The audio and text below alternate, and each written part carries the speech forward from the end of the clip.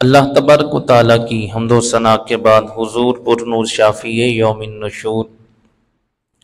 حضور سرور کونین مفخر موجودات دستگیر جہاں غم غسار زماں سید سروراں قائد المرسلین خاتم النبیین احمد مجتبی جناب محمد مصطفیٰ صلی اللہ علیہ وآلہ وبارک وسلم کی بارگاہ میں درود و سلام کا نذرانہ عرض کرنے کے بعد مالک دو جہاں کی بارگاہ میں دعا ہے، مالک میری زبان پر کلمت الحق جاری فرمائے، سن سنا کر اس پر عمل پیرا ہوتے ہوئے زندگی کو گزارنے کی توفیق عطا فرمائے اور اس نور ہدایت کو آگے لوگوں میں تقسیم کرنے کی توفیق عطا فرمائے۔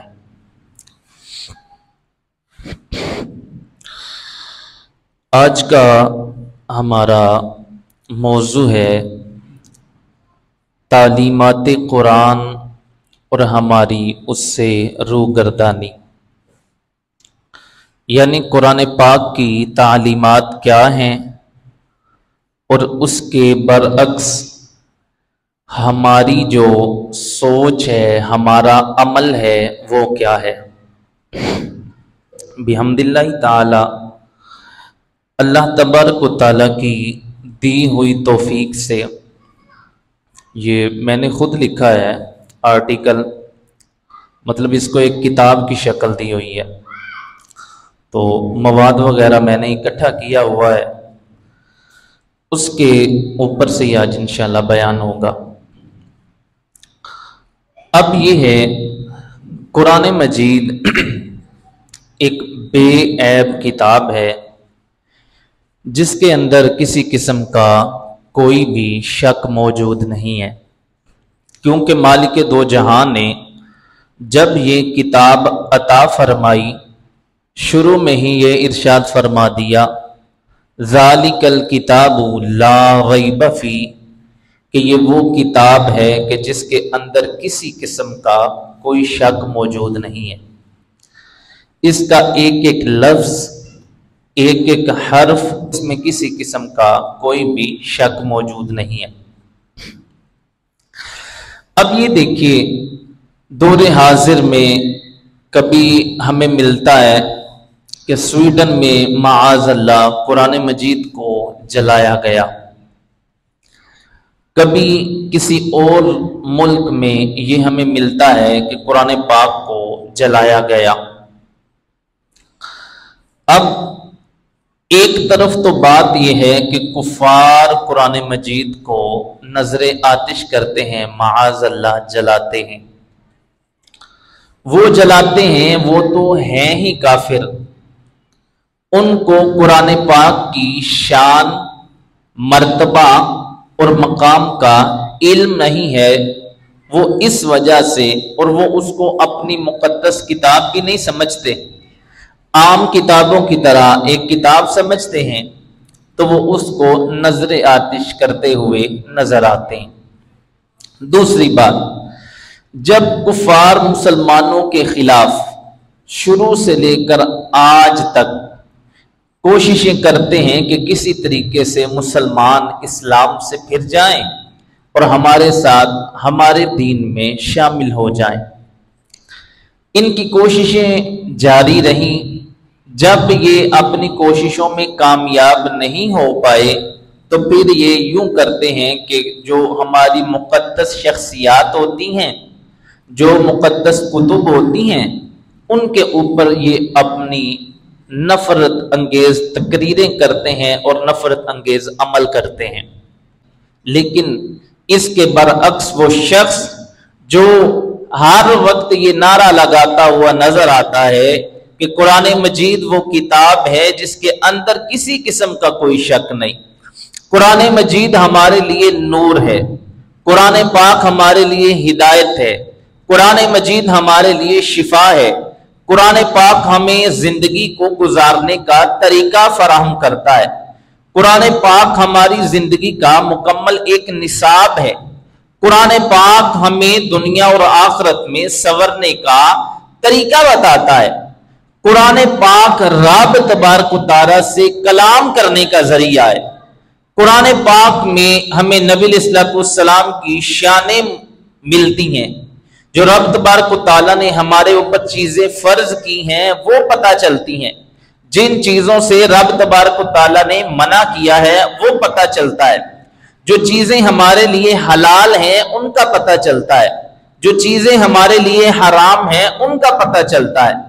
الغرض قرآن پاک میں مسلمانوں کے لیے اتنی ساری کہا ہدی للمتقین، یہ ہدایت ہے متقین کے لیے جو تقوی اختیار کرتے ہیں، ان کے لیے قرآن پاک ایک مکمل ایک ہدایت والی کتاب ہے۔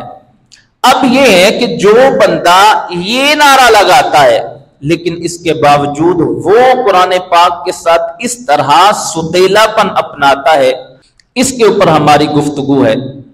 کہ کفار جو کرے وہ تو کافر ہیں، لیکن مسلمانوں نے بھی قرآن مجید کا معاذ اللہ مذاق بنا رکھا ہے، قرآن مجید کی تعلیمات سے روح گردانی کر رکھی ہے، قرآن پاک کی تعلیمات پر عمل نہیں ہے۔ اس طرح کی مثالیں میسر آتی ہیں کہ اگر بندہ دیکھے تو بندے کو پتہ چلتا ہے کہ ہم خود ہی قرآن پاک کو کس اعتبار سے بے ادبی کی طرف لے جا رہے ہوتے ہیں۔ وہ کسی شاعر نے بہت خوبصورت بات کی تھی کہ درس قرآن گر ہم نے نہ بلایا ہوتا، یہ زمانہ نہ زمانے نے دکھایا ہوتا، وہ معزز تھے زمانے میں مسلمان ہو کر پر ہم خار ہوئے تاریک قرآن ہو کر۔ یعنی پہلے افراد نے قرآن پاک کو تھاما، تعلیمات پر عمل کیا، لوگوں میں معزز رہ کر کے زندگی کو گزارا، لیکن ہم نے کیا کیا؟ درس قرآن کو بلا دیا۔ قرآن کس لیے نازل ہوا تھا اس کو بلا دیا، اس سے روح گردانی کر دی، تو کہا پھر کیا ہوا؟ کہا ہم پھر خار ہونا شروع ہو گئے، دنیا میں ذلیل و خوار ہونا شروع ہو گئے۔ تو یہ وجہ ہے کہ ہم نے قرآن مجید کو چھوڑا۔ پہلی بات، قرآن مجید کو اپنی شان و شوکت کے لیے پڑھنا اور پڑھانا، ہر وہ شخص جو قاری قرآن ہے، ہر وہ شخص جو عالم دین ہے، ہر وہ شخص جو ایک استاذ کا پورا ایک منصب رکھتا ہے۔ اب یہ دیکھیے، اگر تو وہ بندہ اپنی ذات کے لیے پڑھا رہا ہے، اپنی شان و شوکت کے لیے تلاوت قرآن کو ذرا بنا سوار کر پڑھتا ہے، لوگوں میں اس کا نام ہو، تو کہیے اس کے بارے میں رب تبارک و تعالیٰ کے حبیب نے کیا ارشاد فرمایا؟ کہا قیامت کے دن رب تبارک و تعالیٰ کی بارگاہ میں کچھ لوگوں کو لایا جائے گا۔ کہا پہلا وہ شخص جس کو رب تبارک و تعالیٰ نے قرآن پاک کا علم دیا تھا، اس نے آگے لوگوں کو بھی تعلیم دی۔ کہا تعلیم دینے کے بعد زندگی اسی طرح گزاری گئی، اس کو رب تبارک و تعالیٰ کی بارگاہ میں لایا جائے گا، اس سے سوال کیا جائے گا، رب تبارک و تعالیٰ اپنی نعمتوں کا اظہار فرمائے گا، رب تبارک و تعالیٰ فرمائے گا تجھے ہاتھ دیے، تجھے پاؤں دیے، تجھے کان دیے، تجھے جسم دیا، اتنی بے بہا تیرے اوپر نعمتیں میں نے انڈیل دی، بتا تو نے میری ذات کے لیے کیا کیا؟ کہا وہ شخص جو ساری زندگی تعلیمات قرآن کو حاصل کرتا رہا، لوگوں کو پڑھاتا رہا، کہا لیکن مقصد تھا اپنی ذات، قرآن مجید کو استعمال کیا اپنی شان و شوکت کے لیے، تو کہا کیا ہوگا؟ رب تبارک و تعالیٰ اس کو ارشاد فرمائے گا، کہے گا تو بتا تو نے میرے لیے کیا کیا؟ وہ کہے گا یا اللہ پاک قرآن کو پڑھایا، اسی طرح تعلیمات قرآن میں زندگی کو گزار دیا، تو کہا رب تبارک و تعالیٰ کی طرف سے فرمان ظاہر ہوگا کہ بھئی تو نے قرآن کو پڑھا تھا، لوگ تجھے قاری کہیں، تو نے قرآن کو پڑھایا، لوگ تیری شان و شوکت کو بیان کریں۔ کہا جو تیری چاہت دنیا میں تھی، لوگوں نے کہا تو بہت بڑا قاری ہے، تو بہت بڑا عالم ہے، تو بڑا جناب والا بڑا استاد ہے، کہا جو تو نے دنیا میں چاہا وہ سب کچھ تجھے مل گیا، فرشتے سے کہا جائے گا اس کی ٹانگ پکڑو اور اس کو گھسیٹ کر کے جہنم کی وادی میں پھینک دو۔ یعنی وہ شخص جس نے قرآن مجید کو اپنی شان و شوکت کے لیے پڑھایا، اسی طرح صحیح شخص ہوگا اس کو بلایا جائے گا، اسی طرح شہید شخص ہے اس کو بلایا جائے گا، اور ان سے بھی اللہ تبارک و تعالیٰ اپنی نعمتوں کا بیان کرنے کے بعد پوچھے گا بتاؤ تم لوگوں نے میرے لیے کیا کیا؟ تو یہ کیا کہیں گے؟ مالک و مولا تیری راہ میں شہید ہو گیا۔ دوسرا کہے گا ساری زندگی اپنا مال و دولت تیری راہ میں لٹایا۔ رب تبارک و تعالیٰ فرمائے گا کہ میں دلوں کے حالوں کو جاننے والا ہوں، تو نے یہ سارے کام فقط اس لیے کیے کہ لوگ تجھے شہید کہیں، لوگ تجھے بڑا صحیح کہیں۔ کہا اس لیے تمہیں یہ کام کیے ہیں، کہا ان بندوں کو بھی کہا جائے گا دنیا میں تجھے لوگوں نے یہ سارا کچھ کہہ دیا، شہید کہا گیا، بڑا صحیح ہے یہ کہا گیا، کہا اب اس کو اٹھاؤ اور جہنم کی وادی میں پھینک دو۔ اگلی بات، ہمارے ہاں مقدس اوراق کی بہت زیادہ بے ادبی کی جاتی ہے۔ پہلی تو بات، قرآن مجید کو ہم پڑھتے نہیں، موبائل کا استعمال ہم بے بہا کرتے ہیں، آپ ہوں یا میں۔ صبح اٹھتے ہی ہماری کیا نیت ہوتی ہے، کیا ذہن ہوتا ہے اور کیا عادت بنی ہوئی ہے، فوراً نیٹ کھولتے ہیں اور دیکھتے ہیں کہ بھائی کسی نے کیا میسج کیا ہوا ہے، لیکن کبھی رب کا قرآن کھول کر کے نہیں دیکھا کہ رب نے ہمارے لیے کیا میسج بھیجا ہوا ہے، ہمارے لیے رب تبارک و تعالیٰ کی طرف سے کیا پیغام ہے جس پر ہم نے عمل کر کے اپنی دنیا اور آخرت کو سنوارنا ہے۔ قرآن مجید پہلی تو بات ہم پڑھتے نہیں۔ کیا ایک قرآن مجید کو اپنے گھر میں فقط رکھ دینا، اگرچہ قرآن مجید کا موجود ہونا بھی برکت ہے، لیکن کیا قرآن مجید کو فقط رکھنے کا حکم تھا کہ بھائی قرآن مجید کو گھر میں رکھ دو، اور جب قرآن مجید کو اوپر کہیں رکھ دیا جاتا ہے اور اٹھایا جاتا ہے تو اتنی زیادہ مٹی اس کے اوپر پڑی ہوتی ہے کہ وہ بندہ بیان نہیں کر سکتا۔ بچے تھے نا تو ٹیچر نے کہا بیٹا کل کو آپ لوگوں نے وہ کتاب لے آنی ہے جو آپ لوگوں کے گھر میں پڑھی نہیں جاتی، پڑھی رہتی ہے صرف، کوئی پڑھنے والا نہیں۔ تو کیا ہوا، سارے بچوں نے اگلے دن قرآن مجید اٹھا لائے، یعنی وہ کتاب کہ جس کو فقط ہم رکھ دیتے ہیں برکت کے لیے، اس کے اوپر مٹی پڑ رہی ہوتی ہے، اس کے اوپر جناب والا اس کے اوراق خراب ہو رہے ہوتے ہیں، اور ہمارا کیا طریقہ کار ہوتا ہے کہ ہم جناب والا ایسی سی زندگی گزار رہے ہوتے ہیں۔ اسی طرح قرآن مجید کے اوراق کو دیکھا جائے، آپ دیکھیں ہمارا کیا طریقہ کار ہوتا ہے، قرآن پاک پڑھا رہتا ہے اور وہ بوسیدہ ہو جاتا ہے، پھر ہمارے افراد کیا کرتے ہیں، بجائے اس کو کسی خاص جگہ پر رکھا جائے جہاں پر مقدس اوراق کی باقاعدہ حفاظت کی جاتی ہے، اس کے بجائے ہمارے لوگ یہاں پر باہر رکھ کر کے چلے جاتے ہیں، اور ہوا چلے وہی قرآن پاک کے اوراق زمین پر گر رہے ہوتے ہیں، کوئی تفسیر کی کتاب اٹھا کر کے لا رہا ہوتا ہے، اور اسی طرح جناب والا وہ کبھی کدھر گر رہی ہے کبھی کدھر گر رہی ہے۔ یعنی کہنے کا مقصد یہ ہے کہ ہم مسلمان ہونے کے ناطے ہم ایز اے مسلم بھی خود قرآن پاک کی بے ادبی کر رہے ہوتے ہیں۔ اب حکم تو تھا پڑھنے کا، حکم تو تھا اس کی عزت و تکریم کرنے کا، لیکن کیا ہے جدھر دل کیا رکھ کر کے چلے گئے۔ اپنے پیسے ہو نا، روپیہ ہو تو ہم بڑے سنبھال کر کے رکھتے ہیں، لیکن وہی قرآن پاک جس کی شان و شوکت پیسے سے 1000 گنا کروڑ گنا زیادہ ہے،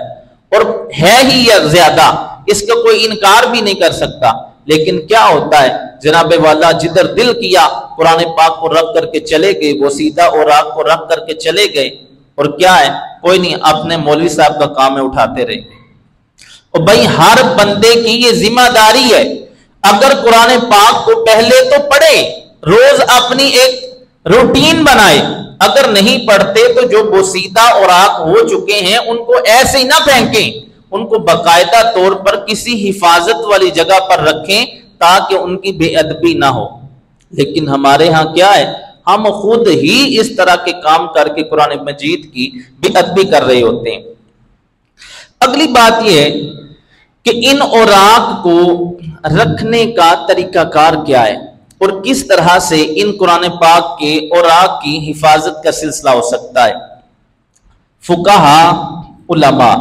اس کے بارے میں بیان کرتے ہیں۔ پہلا طریقہ یہ ہے کہ اگر مقدس اوراق ہیں لیکن وہ بوسیدہ ہو چکے ہیں، پرانے ہو چکے ہیں، تو اب کیا ہے، اگر ممکن ہو تو ان کو دھو لیا جائے، یعنی پانی میں ڈالا جائے، پانی میں ڈال کر کے ان کی سیاہی کو ختم کر دیا جائے۔ جب ورق کے اوپر سے سیاہی بالکل ختم ہو جائے تو جو دوسرے ہیں اوراق وغیرہ، مطلب کاغذ بچا ہے، سادہ صاف کاغذ ہے، اس کو آپ جلا سکتے ہیں، خالی کاغذ کو، لیکن الفاظ کو پہلے وہ سارا کاغذ پانی میں ڈالیں تاکہ وہ دھل جائے، اس کو کسی کنویں میں یا بڑی نہر میں جہاں پانی جاری رہتا ہے اس میں اس پانی کو ڈال دیا جائے۔ ایک طریقہ کار یہ ہوتا ہے۔ دوسرا طریقہ کار یہ ہوتا ہے کہ آپ وہ مقدس اوراق کو لیں اور یوں کریں کہ اس کے ساتھ ایک بڑا سا پتھر باندھیں، پتھر باندھ کر کے اس کو سمندر کے اندر پھینک دیں۔ تیسرا طریقہ کار یہ ہوتا ہے کہ قرآن مجید کے اوراق کو دفن کیا جائے، یعنی ایسے نہیں معاذ اللہ لوارثوں کی طرح پھینک دیا جائے، بلکہ یہ طریقہ کار ہیں۔ تو آج سب سے بہتر طریقہ یہ ہوتا ہے، جگہ جگہ پر مقدس اوراق کے لیے دعوت اسلامی ہو یا دیگر افراد نے تحریکیں بنائی ہوئی ہیں اس لیے کہ مقدس اوراق کی حفاظت کا سلسلہ، تو کم از کم آپ ایسے لوارثوں کی طرح پھینکنے کے بجائے یوں کریں، جو ڈبہ بنا ہوا ہے اس کے اندر ڈال کر کے جائیں۔ کئی دفعہ دیکھا ہے بھائی غلے کے اوپر رکھ کر کے چلے جاتے ہیں، اور بھائی غلے کے اوپر رکھ کے کون سی وہاں پر حفاظت کا سلسلہ ہے کہ جس کی وجہ سے اس کی حفاظت ہو رہی ہوتی ہے۔ تھوڑی سی ہوا چلے، بارش چلے تو وہ معاذ اللہ اللہ تبارک و تعالیٰ کا کلام پانی میں بہہ رہا ہوتا ہے، ندی نالوں میں اس طرح بارش آتی ہے تو کیا حالات ہو جاتے ہیں۔ تو بھائی اس چیز کا بھی خیال کرنا ہمارے لیے ضروری ہے، وگرنہ کیا ہوتا ہے کہ قرآن مجید کی بے ادبی اس اعتبار سے ہم خود بھی کر رہے ہوتے ہیں۔ اگلی بات، ہمارے ہاں یوں ہوتا ہے کہ قرآن پاک کے اوراق ہوں یا مقدس اوراق، اس کے علاوہ اسلامیات کی کتابیں ہوتی ہیں، تو اس کو ہم کیا کرتے ہیں، ردی میں بیچ دیتے ہیں، ردی میں۔ اور اگلا کیا کرتا ہے، ظاہر ہے مسلمان ہوئے، تعلیمات قرآن سے تو بہت دور ہے نا، نام کے مسلمان، تو وہ کیا کرتا ہے، اس میں پکوڑوں والوں کو بیچ دیتا ہے اور وہ اس میں پکوڑے ڈال کر کے دے دیتا ہے۔ کوئی بندہ کوئی چیز کی ریڑھی لگائی ہوتی ہے، وہ چھلی رکھ کے دے دیتا ہے، چھلی کے دانے رکھ کے دے دیتا ہے۔ یعنی کیا کیا جاتا ہے، مقدس اوراق کو بیچا جاتا ہے، اور بیچا ان کو جاتا ہے جو ان کو استعمال کرتے ہیں، اس لیے کہ بھائی اپنے مقاصد کے لیے۔ کبھی یہ نہیں دیکھا بھائی قرآن پاک لکھا ہوا ہے، اس کے اوپر کوئی آیت لکھی ہے، اللہ کا نام لکھا ہے، رسول اللہ صلی اللہ علیہ وسلم کا نام لکھا ہے، ملائکہ کے نام لکھے ہوئے ہیں، نہیں۔ اسی طرح وہ بھی لیتا ہے اور پکوڑے ڈال دیتا ہے، اور خریدنے والا بندہ جب لیتا ہے تو وہ اپنی چیز کھا کر کے اس ورق کو پھینک دیتا ہے، اور نتیجہ کیا ہوتا ہے کہ وہ اوراق جو مقدس ہوتے ہیں، جو نام مقدس ہوتے ہیں، وہ زمین پر ادھر ادھر پھیلتے رہتے ہیں اور بے ادبی ہوتی رہتی ہے۔ کیا ہم ایز اے مسلم اس کی بے ادبی نہیں کر رہے ہوتے؟ اس طرح بھی قرآن پاک کی بے ادبی کی جا رہی ہوتی ہے۔ تو لہٰذا سیدی اعلیٰ حضرت سے کسی نے سوال کیا تھا، فتاوی رضویہ جلد نمبر 33 میں یہ بات موجود ہے۔ اعلیٰ حضرت سے سوال ہوا کہ ان اوراق اور اخبارات کی ردی، یعنی جو ردی ہو جاتی ہے، بازاری دکانداروں کے ہاتھ میں فروخت کرنے کے بارے میں کیا حکم ہے؟ تو آپ نے فرمایا جن کے اوپر احادیث، آیات، اسماء مقدسہ وغیرہ تحریر ہوں، ارشاد فرمایا اگر ان میں یہ ساری چیزیں موجود ہیں تو کہا پھر ان کو اس طرح کے بازاری لوگ جو اس کام کے لیے استعمال کرتے ہیں ان کو بیچنا یہ جائز نہیں ہے۔ کیوں؟ کیونکہ انہوں نے اس لیے استعمال کرنا ہے اور قرآن پاک کی بے ادبی ہو رہی ہوتی ہے۔ متبرک کاغذ اٹھانے کے بارے میں کیا فوائد ملتے ہیں؟ قرآن پاک میں ارشاد فرمایا گیا وَمَن يُعَظِّمْ حُرُمَاتِ اللَّهِ فَهُوَ خَيْرٌ لَهُ عِندَ رَبِّهِ، کہا جس شخص نے اللہ تبارک و تعالیٰ کی عزت دی ہوئی چیزوں کی عزت کی تو کہا کیا ہے، فَهُوَ خَيْرٌ لَهُ عِندَ رَبِّهِ، تو رب تبارک و تعالیٰ کے ہاں اس کے لیے بہترین چیز کیا ہے؟ یعنی جنت اس بندے کو عطا کی جائے گی جو رب تبارک و تعالیٰ کی عزت بخشی ہوئی چیزوں کو اٹھاتا ہے۔ گلی میں کوئی ورک دیکھتے ہیں، ہماری ذمہ داری ہے اس کو اٹھائیں۔ کہیں بازار میں کہیں اس طرح کا مقدس اوراق ملتے ہیں تو اٹھانا ہماری ذمہ داری ہے۔ اگلی بات، قرآن مجید کی ہم بے ادبی کس طرح کر رہے ہوتے ہیں؟ ہم ساری زندگی اپنی اولاد کو قرآن پاک کی تعلیم نہیں دیتے۔ ہم نے قرآن پاک کو ڈی گریڈ کر دیا۔ جب باری آتی ہے اسکول کی، اسکول میں بچے کو پڑھانے کی باری آتی ہے تو پھر کیا ہوتا ہے؟ ماں بھی اٹھ جاتی ہے، باپ بھی اٹھ جاتا ہے، اس کو پتا ہوتا ہے بچے کو کھانا بنا کر دینا ہے، ٹیفن تیار کر کے دینا ہے، لیکن جب باری آتی ہے قرآن پاک کی، جب پڑھنا ہوتا ہے قرآن مجید رب کا کلام، اسکول جانے سے بھی فوائد میسر آتے ہیں، لیکن آپ میں سے میں کوئی ایسی حدیث ہمیں یہ نہیں ملتی کہ کوئی بندہ فزکس پڑھتا ہے، کوئی کیمسٹری پڑھتا ہے، کوئی بایو پڑھتا ہے تو اس کے قدموں کے تلے فرشتوں کو بھیجا ہو کہ بھائی اس کے قدموں تلے جا کے اپنے پروں کو بچھاؤ۔ نہیں، کہاں یہ جاتا ہے؟ جب قرآن پاک کی تعلیم حاصل کرنے کے لیے بچہ آتا ہے، کہاں لڑکھڑا کر آ رہا ہوتا ہے، لیکن ہوتا کیا ہے؟ رب تبارک و تعالیٰ کے حبیب فرماتے ہیں کہاں اس کو فوائد یہ میسر آتے ہیں، کہاں اس کو استقبال دنیا یعنی دنیا کے لوگوں کی استقبال کی ضرورت نہیں ہوتی، کہاں پھٹے پرانے کپڑے ہی کیوں نہ ہو، کہاں رب تبارک و تعالیٰ فرشتوں کو بھیجتا ہے یہ بچہ تعلیمات قرآن کے لیے آ رہا ہے کہ قدموں کے تلے اپنے پروں کو بچھا دو، یہ قرآن پاک کی تعلیم حاصل کرنے کے لیے آ رہا ہے۔ یہ فوائد ہیں جو قرآن مجید پڑھنے آتا ہے، لیکن ہوتا کیا ہے؟ ہماری بچوں کی مائیں ہی صبح اٹھتی ہی نہیں۔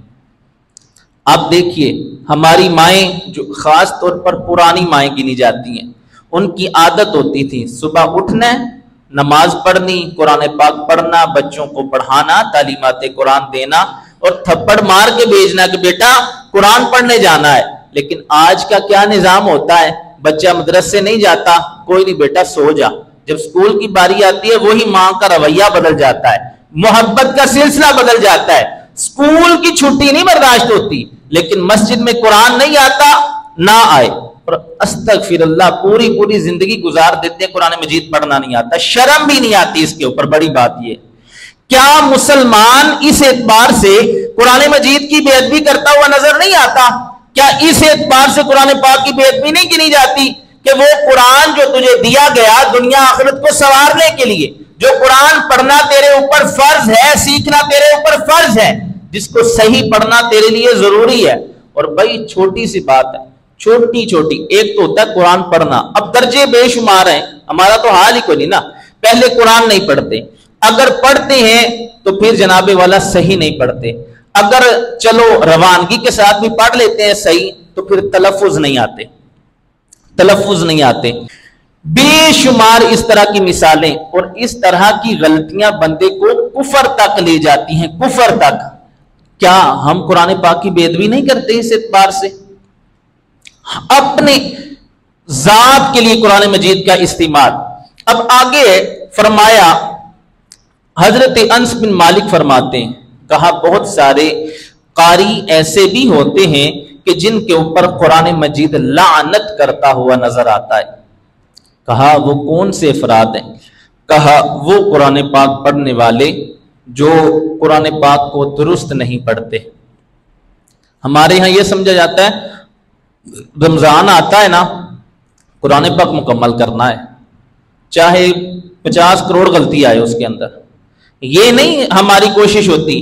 ایک ورق پڑھنا ہے لیکن درست پڑھنا ہے، یہ نہیں،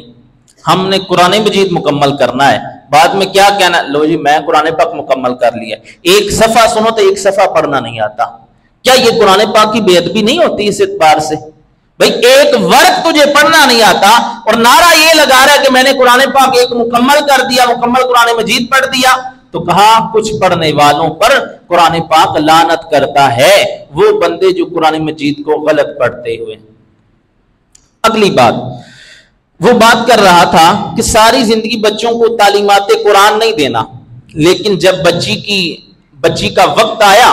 बेटी को रुखसत करना था, तो कहा भाई जाओ कुरान मजीद लेकर के आओ। क्या करना है? बच्ची को कुरान के साए में रुखसत करना है। अगरचे कुरान मजीद के साए में रुखसत करना ये बुरी चीज नहीं है,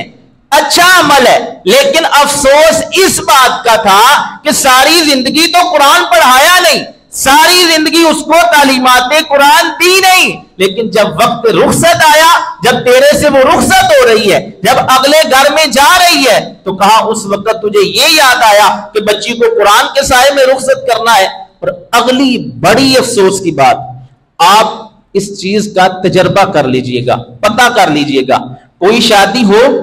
वहां पर जब कुरान पाक उठाने वाला किसी का बाप हो, किसी का भाई हो, किसी का कोई और रिश्तेदारों अजीजों कारिब में से हो,